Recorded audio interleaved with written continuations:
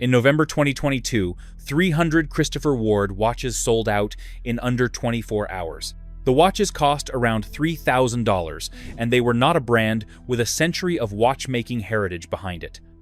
The people who missed out weren't angry. They were stunned because what Christopher Ward had built had no business existing at that price. But somehow, they were. Christopher Ward had broken the luxury watch industry, and to understand what they broke, we'll start from the very beginning, the system.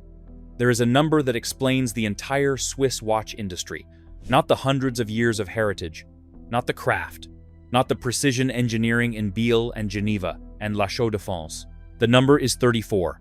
As in, one famous Swiss brand was marking up its watches 34 times above manufacturing cost. The founders of Christopher Ward discovered this and quietly noted it. Here's what 34 times means in practice. A watch that costs $200 to build retails for nearly $7,000. The money doesn't go into the watch. It goes into the flagship store on Bond Street.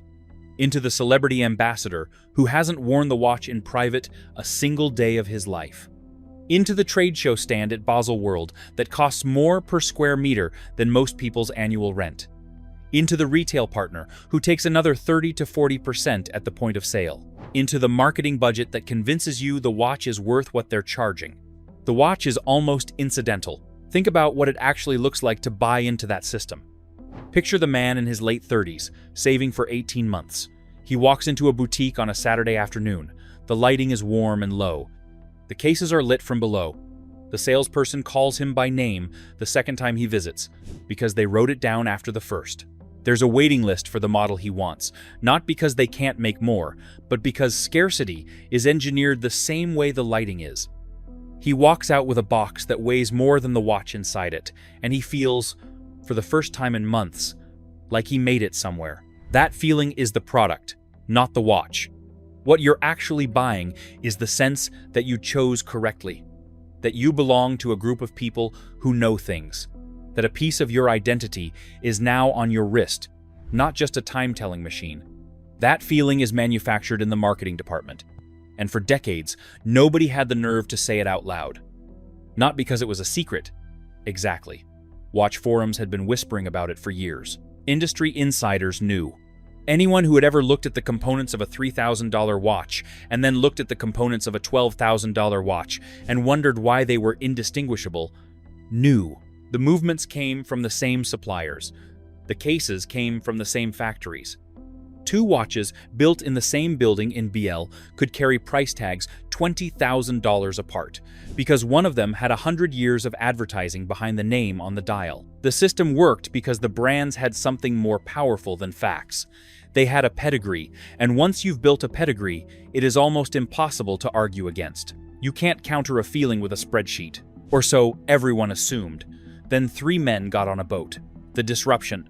None of them were watchmakers. A watchmaker would have understood the rules well enough to respect them. Mike France and Peter Ellis had just sold a company that made educational toys for children. Chris Ward was importing t-shirts. They knew retail. They knew the margins. They knew how to look at an industry from the outside and see the gap between what something cost and what it sold for.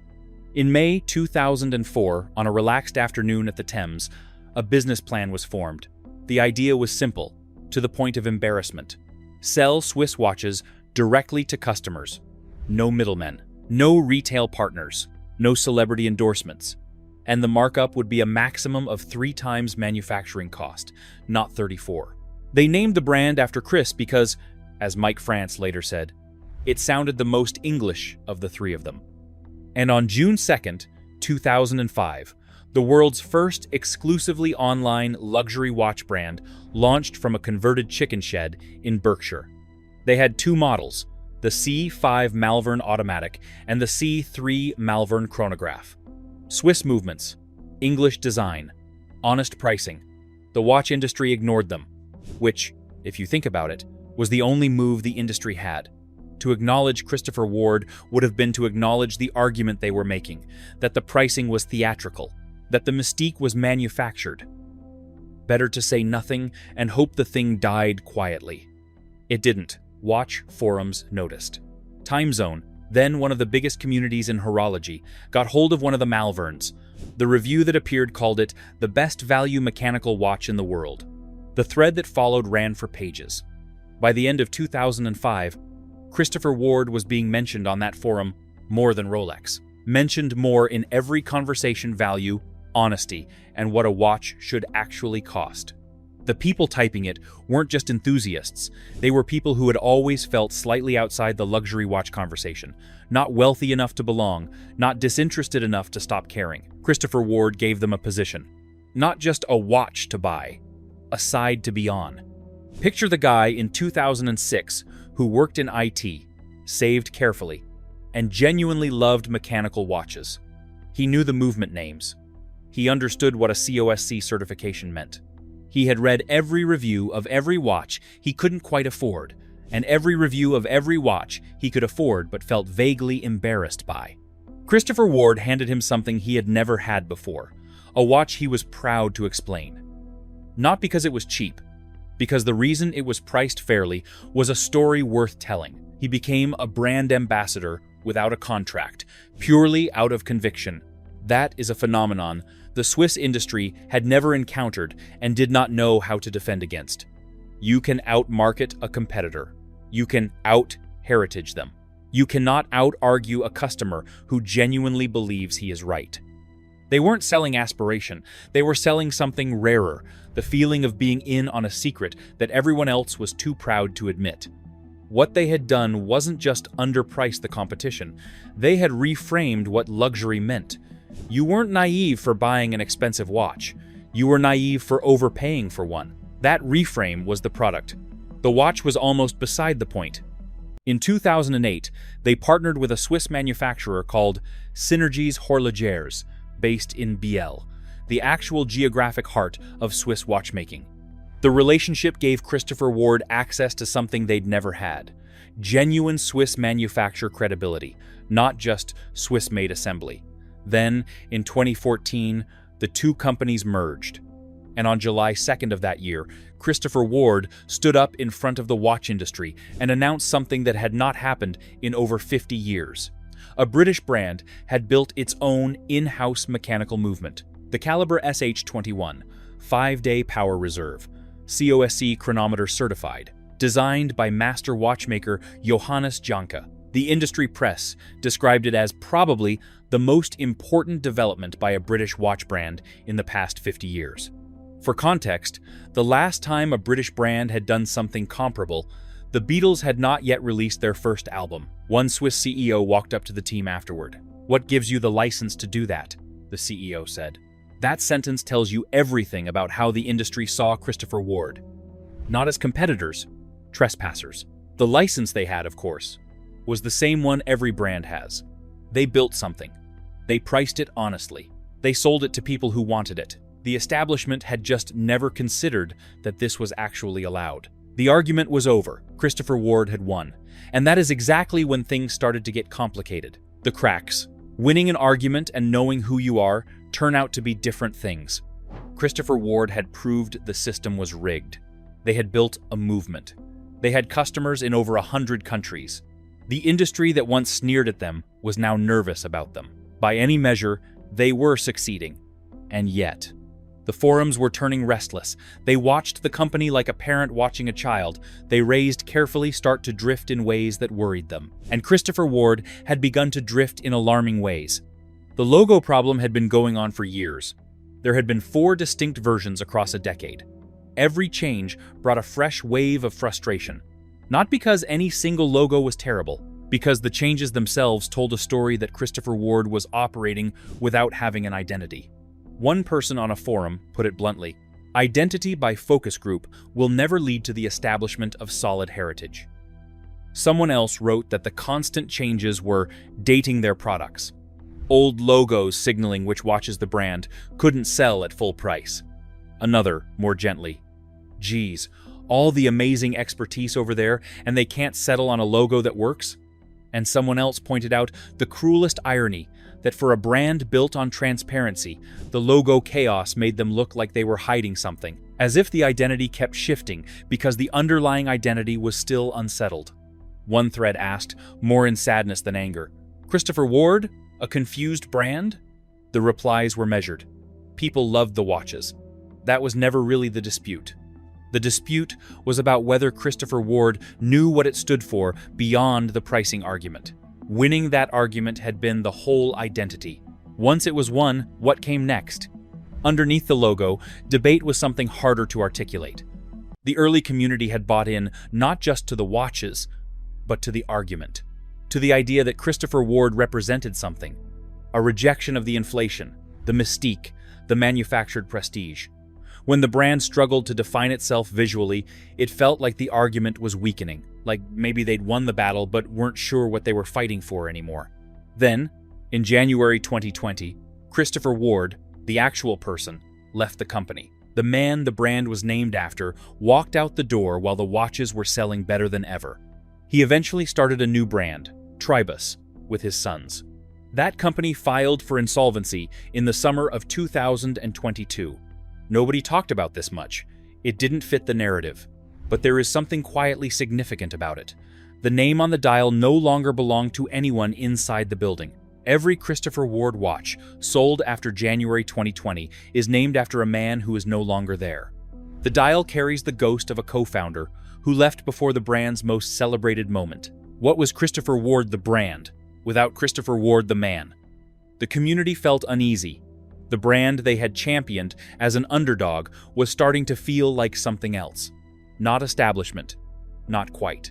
But no longer entirely the scrappy outsider either. They were moving upmarket, new showrooms, higher prices, models nudging toward and past $2,000, $3,000. One WatchCrunch post titled "Times Why Christopher Ward Must Move Upmarket Times" articulated the commercial logic clearly. What it couldn't fully address was the emotional cost. The fans who'd found Christopher Ward precisely because it was accessible, because it wasn't trying to compete with heritage houses. They were starting to wonder if the brand was leaving them behind. Transparency had won the argument, but winning an argument doesn't tell you where to go next. And then, in November 2022, Christopher Ward did something that made every critic go completely quiet. The moment. In watchmaking, there is a category of complication so difficult, so expensive, so technically demanding that it effectively marks the boundary between serious watches and everything else. It is called a sonnery, a watch that makes sound, not an alarm, something more delicate than that. A series of hammers, striking gongs, chiming out the hours or the minutes. The most complex version, the minute repeater, chimes the precise time on demand. Patek Philippe, A. Lange and Sonnet, Audemars Piguet. These are the brands that build them. The prices start at 6 figures. The Omega Speedmaster, with a chiming complication, announced just days before the watch we're about to talk about, was priced at around £400,000. The principle behind the complication is proprietary knowledge accumulated over generations. You cannot look it up. You cannot reverse engineer it from a photograph. The specific weight and curvature of the gong, the alloy of the hammer, the spring tension that stores and releases the striking force, every variable affects the sound. And getting it right takes years. Brands guard the knowledge the way pharmaceutical companies guard formulas. Frank Stelzer, Christopher Ward's technical director, had been studying the brand's existing jumping hour module. A jumping hour is a complication where the hour display snaps to the new digit, rather than rotating continuously. At the top of the hour, a mechanism releases and the display jumps. What Stelzer realized was that the same mechanical action that made the hour jump could, with the right modification, make a hammer strike, a gong. He spent 3 years testing it, around 80 different combinations of spring, hammer, and gong material. Each one tuned for the sound, not just whether it chimed, but how. The pitch, the resonance, the way the note lingered before fading. The gong in the final design wraps around the lower 3/4 of the movement like a horseshoe. The hammer cocks itself as the hour approaches, storing energy in a tiny spring. Then, at the top of the hour, it releases. One clean strike. One note held in the air for a second, then gone. The final result chimed in D. The C1, bel canto, meaning beautiful singing in Italian, associated with operatic performance, was announced in November 2022, 41 millimeters. grade 5 titanium case. The entire chiming mechanism lifted to the dial side, visible through the crystal. No logo on the dial. Christopher Ward made the deliberate choice to leave it off, letting the mechanism speak for itself. Just the exposed gears, the floating chapter ring, the polished bridges, and the gong curving around it all like a frame. 300 pieces. Around $3,000 at launch. The watch sold out in under 24 hours. Watch forums that had spent years debating the logo went quiet. Publications that had cataloged every CW misstep ran the story without a single caveat. The Petite Aiguille category of the Grand Prix de Horlogerie de Genève, the most prestigious watch award in the world, put it on the shortlist. To understand what Christopher Ward had done, you have to understand what chiming watches cost. Not as an abstract fact, as a lived reality. There is a specific type of watch collector, obsessively informed, deeply passionate, with a budget that stretches to a few $1,000s but stops well short of 10. They know the category of complications they will never own. Minute repeaters, tourbillons, anything that touches haute horlogerie. They've read about these watches in depth. They can explain the mechanics to you. They've watched videos of the hammers striking. They have simply accepted, as a fact of their life, that this particular experience, the sound of a watch marking the hours, is not for them. That person opened their laptop on a November morning in 2022 and found a pre-order form and bought those watches. Some of the people that bought the watches were repeat customers who had owned Christopher Ward watches for years. They were the ones who had argued about the logo and stayed anyway, and believed in the brand when the industry laughed at it. Some were first-time buyers who had never owned a Christopher Ward at all. They were drawn in specifically by the Bel Canto because nothing like it had ever existed at that price. The people who received theirs described the chime the same way, over and over, in forum reviews and video walkthroughs. Quiet, clean, a single note that hangs in the air for just long enough to register before it's gone. Not demanding, not showing off, just present. One reviewer wore it through a working day and found himself pausing each hour to listen. Not checking the time, he already knew the time. Just listening to a tiny machine doing something beautiful for no practical reason at all. That is the experience Christopher Ward democratized. Not a product, a moment. This wasn't value anymore. This wasn't disruption in the old sense, undercutting the market by selling the same thing cheaper. This was something different. This was taking an experience that had been structurally reserved for a very small group of people and making it available, without apology, to anyone who wanted it. The Swiss CEO who once asked what gave them the license to do that had his answer. This was the license. So, which one do you own? Bel Canto? Trident? Something else? Drop it below. But here is the thing about disrupting a system. Once you've done it successfully enough, you become part of the system. The reversal. In April 2024, Christopher Ward sent an email to its customer list. Price increases were coming on April 3rd. This was not the first time. Prices had been rising steadily for years, almost annually in some period. But the 2024 announcement landed differently. The brand had held prices since 2023, the email said. Costs had risen. The market had shifted. The increases were necessary. And then in 2025, another email. This one addressed to American customers specifically. The subject was tariffs. A 31% levy on Swiss watch imports into the United States. The tone was apologetic. The math was unavoidable. Prices in the US market would have to reflect it. By that point, the entry-level Christopher Ward watches had crept from a few $100s to $700, $800, $1,000 and above. The Bel Canto, with new colorways added, was pushing past 4,000 euros for the classic version. The 12, their integrated bracelet sports watch positioned against much more established competition, sat around $2,000. These are not absurd prices. By watch industry standards, they are still reasonable. Compared to what you get from the established Swiss houses, the value is still defensible. But something had changed. The founding promise, 3 times manufacturing cost, maximum, had quietly disappeared from the brand's communications. The company had grown. The manufacturing partner had been merged in. The supply chain had become more complex. The arithmetic of 3 times markup gets harder when your costs include a showroom in London, a partnership with Everton FC, a sponsorship deal that put the Christopher Ward logo on the sleeve of a Premier League football club, and the research and development required to build a chiming complication from scratch. And there were other pressures.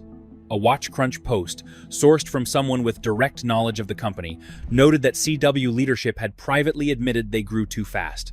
That quality control had suffered, that when a bel canto arrived damaged, the customer might wait months for resolution, depending on the colorway, because stock was stretched. This is not a scandal. Growing companies face this. But for a brand whose entire identity rested on doing things the right way, transparent, honest, no smoke and mirrors, QC issues carry a different weight. They are a different kind of promise broken. The fans who had followed Christopher Ward since the chicken shed days were paying attention to all of it. Think about the person who bought a Trident in 2009 for $350. It was the most he had ever spent on a watch. He chose it because he believed in what the brand stood for, the argument, the transparency, the refusal to play the game. He still has the watch. He also noticed when entry-level models passed $700. He noticed when the showroom opened. He noticed when the Everton partnership was announced, and he had to explain to his wife why a watch brand was sponsoring a Premier League football club. None of it made him angry. It made him something quieter than that. The word for it is distance. The brand he had championed as an underdog was starting to feel like it needed something from him now. Not just his purchase, but his continued belief in a story that was changing while the brand asked him to pretend it wasn't. One Watch You Seek thread from 2013, ancient in forum terms, had someone writing, "Their brand used to be based on bang for buck. A price hike of up to 17% risks damaging its competitive advantage." Over the following decade, that question came up again and again in slightly different forms. This was not quite betrayal. It was more like watching a friend slowly make choices that drift them away from the person you met. The co-founder had left. The name on the dial had been replaced by a logo. The prices were rising. The showrooms were opening. The collaborations were multiplying. The brand that once positioned itself against the institutional machinery of Swiss luxury was building institutional machinery of its own. Were they still exposing the system? Or had they become it? The answer is neither. And both. That is the uncomfortable part. What Christopher Ward built was never really about price. That was the surface. Underneath it was a different kind of status, the status of the smart buyer, the person who knew better. Who could tell the difference between $3,000 of genuine engineering and $3,000 of heritage theater? Who chose based on value and principle, not on name recognition? The Veblen effect, the economic principle that some goods become more desirable as their price rises, doesn't just apply to Rolex. It applies to the feeling of rejecting Rolex. That feeling has its own market, its own community, its own identity. When Christopher Ward's prices were low, buying one said something. As the prices climb, what it says is slowly changing. Christopher Ward sold to that market. They built that community. They created an identity around it. And now, as the prices rise and the showrooms open and the brand moves steadily upmarket, the people who bought for those reasons are faced with a quiet question. Was the identity they bought into still intact? Or had the brand simply found a smarter way to do what luxury brands have always done, manufacture the feeling, then charge for it? That question doesn't have a clean answer, but it does have a truthful one. Before we move on to the next part, let me tell you this. Most people don't realize this, but buying a watch the wrong way can cost you thousands, and you won't even notice it until it's too late. You walk into a store or browse online, and everything looks the same, but behind the scenes, there's a system.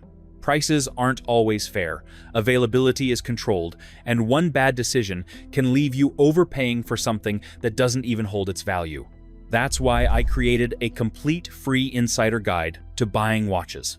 Inside, you'll find the best watches to buy, the watches to avoid, and how to choose a watch that actually fits your style and budget long term. The goal is simple. I'll help you stop guessing and start buying smart. You'll find the free guide in the pinned comment and description. Now, let's move on to the next part, the truth. The old luxury told you a story about heritage, about a family workshop in a valley in Switzerland, about the craftsman who spent 3 years building a single movement, about the 1,000 years of accumulated knowledge that justified the price. Rolex doesn't sell watches. It sells the idea of Rolex. Patek Philippe doesn't sell movements. It sells the idea that you are the kind of person who owns a Patek Philippe. Most of that story was at least partially invented. The Valley Workshop exists, but so does the marketing agency in Zurich that packaged it. The craftsman is real, but so is the production line he works on. Christopher Ward told you a different story, about transparency, about value, about rejecting the mystique, about being the kind of person who sees through marketing rather than being seduced by it, about understanding that the watch in the $3,000 box and the watch in the $15,000 box are built in the same building by the same hands, and that the difference is mostly accounting. That story was also, at its core, a feeling. Both are emotional decisions. The man who saves for 18 months and walks into the Bond Street boutique is buying identity. So is the person who refuses to do that and buys a Christopher Ward instead to prove to themselves that they are not that man. The mechanism is identical, only the costume changes. This isn't a criticism. It is, genuinely, what marketing is, what it has always been. Every purchase we make that costs more than it strictly needs to is partly an identity purchase. The brand we choose says something about who we think we are. The question is never whether we're being sold a feeling. The question is whether we're honest with ourselves about it. The genius of what Christopher Ward pulled off wasn't making affordable watches. Plenty of brands make affordable watches. The genius was building a community of people who felt intelligent for buying them. Who felt, wearing a Christopher Ward, like they understood something that most people didn't. Who could look at a forum argument about whether the Trident or the Tudor Black Bay was the smarter choice, and feel entirely at ease defending the one that cost less. There is a man out there who bought one of the 300 original Bel Cantos. He wore it to a dinner party 2 weeks after it arrived. Someone across the table asked what he was wearing. He explained the complication, the sonnery, the hammer, and Frank Stelzer's 3 years of testing. He mentioned the price. The person across the table didn't believe him. That disbelief was the whole point. That moment, the moment someone looks at what you paid and can't reconcile it with what you got, is what Christopher Ward has been manufacturing since 2005. Not a watch. That feeling of being the person who knows, is worth something. In some circumstances, it is worth $3,000 and a chiming complication. The biggest trick Christopher Ward ever pulled wasn't making high horology accessible. It was convincing people that buying it wasn't still about emotion. The brands that survive disruption don't survive by staying pure. They survive by doing the one thing Christopher Ward has been doing since a boat on the Thames in 2004, making you feel something about a watch.